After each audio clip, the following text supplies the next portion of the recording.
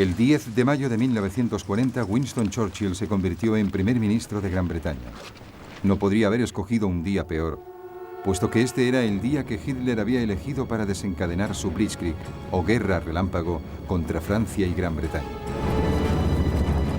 De madrugada, una división aerotransportada alemana completa lanzó paracaidistas con el objeto de tomar puentes y aeródromos.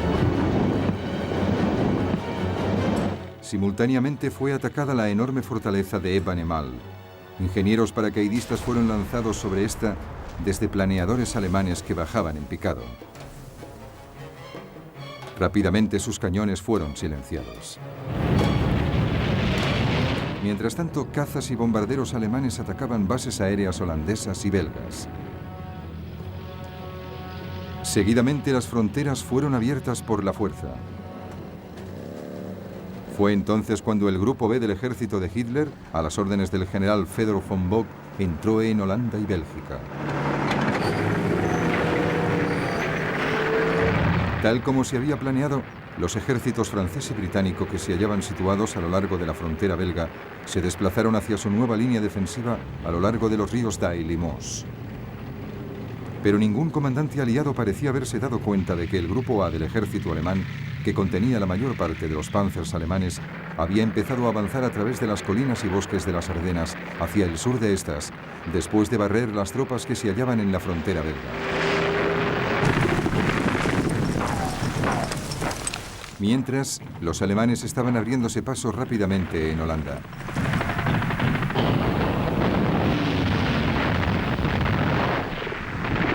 El obsoleto ejército holandés no podía equipararse a la muy afinada máquina de guerra alemana. Y se hallaba bajo un ataque aéreo intenso y continuado por parte de la Luftwaffe, que deambulaba libremente por los cielos sin hallar oposición alguna. El 14 de mayo, los alemanes exigían la rendición del puerto de Rotterdam. Mientras los holandeses dudaban, un gran número de bombarderos de la Luftwaffe despegó. Y volaban hacia su objetivo cuando los holandeses aceptaron entregar Rotterdam. Pero parece ser que el mensaje de revocación nunca llegó a los bombarderos. Y la ciudad de Rotterdam fue devastada. Los holandeses capitularon al día siguiente.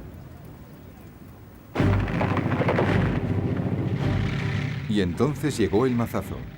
Aquello que franceses y británicos pensaron que nunca iba a pasar, sucedió.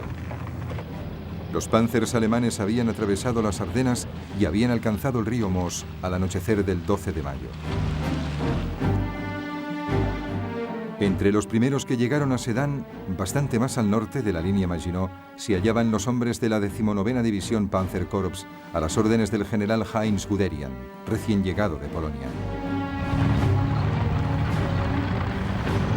Guderian demostró entonces cómo se tenía que llevar a cabo la Blitzkrieg. Ignoró las tropas de la línea Maginot y no esperó a que su propia infantería le diese alcance. Siguió adelante sin parar. Al día siguiente, tropas de asalto utilizaron botes neumáticos para cruzar el río Moos. Los ingenieros empezaron a construir puentes para las unidades blindadas bajo un intenso fuego de los franceses.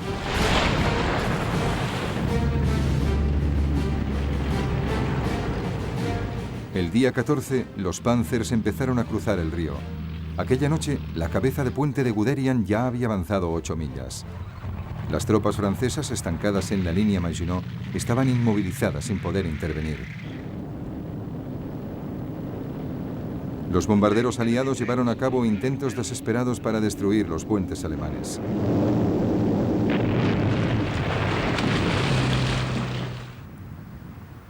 Pero la mayoría fueron derribados.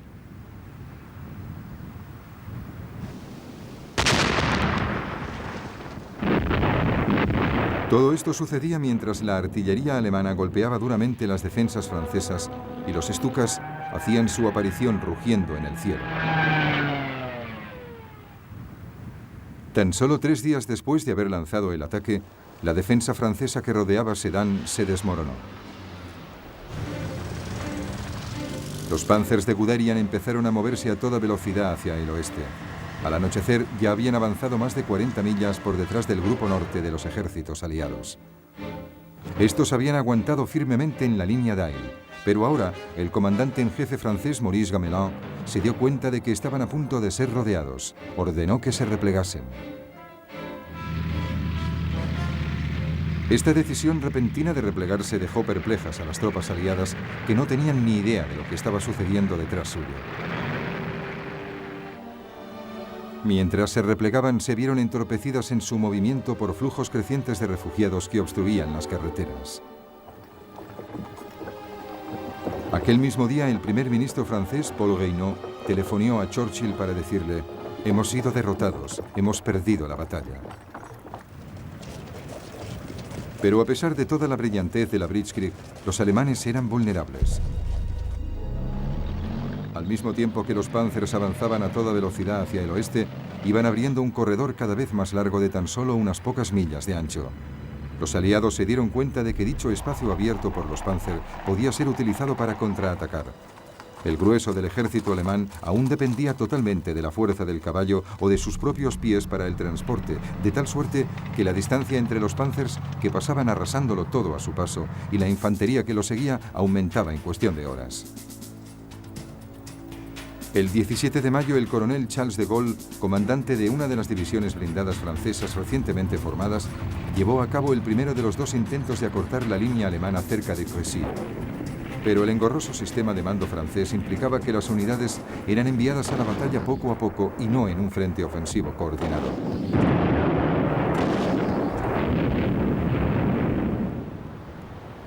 A los alemanes les costó poco rechazar los dos ataques, ocasionando graves pérdidas. Guderian interpretó las órdenes de hacer un frente ofensivo coordinado de manera muy libre y siguió avanzando sin tenerlas en cuenta. El día 19 de mayo sus unidades de vanguardia ya estaban más allá de Péronne, y el día 20, en un embate extraordinario de 56 millas, al mediodía fue tomada Amiens. A las 9 de la noche de aquel mismo día cayó Abbeville, a solo 14 millas del Canal de la Mancha. Y a medianoche, un batallón de la segunda división Panzer alcanzaba la costa en Noyers.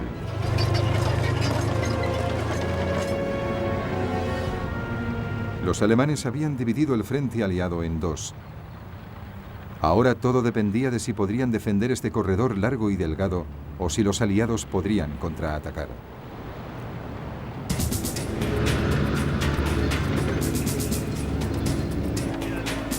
Así pues, los británicos se dispusieron entonces a romper las líneas alemanas. El 21 de mayo, dos batallones blindados británicos se prepararon para lanzar un ataque al sur de Arras. El plan tenía por objeto enlazar con las fuerzas francesas que empujaban desde el sur. Los tanques británicos eran aún menos adecuados para la rápida guerra blindada que los de los franceses. Su máquina más efectiva, el Matilda II, había sido diseñado para ayudar a la infantería. Aunque bien blindado, era lento y estaba insuficientemente armado. Los otros tanques solo disponían de ametralladoras.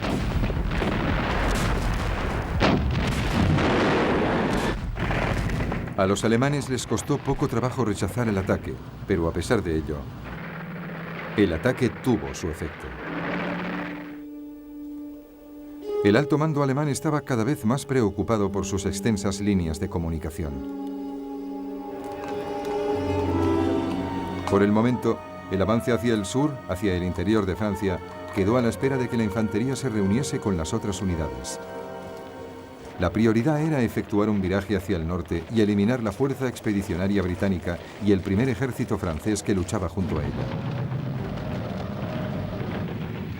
El 22 de mayo, Guderian y los Panzers iniciaron el ataque para destruir los ejércitos aliados.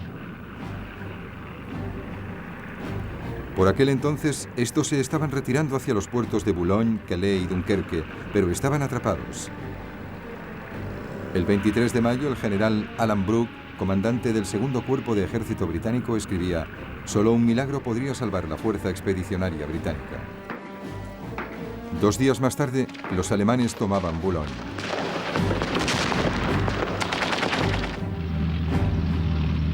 Todo parecía indicar que ya era demasiado tarde, incluso para un milagro.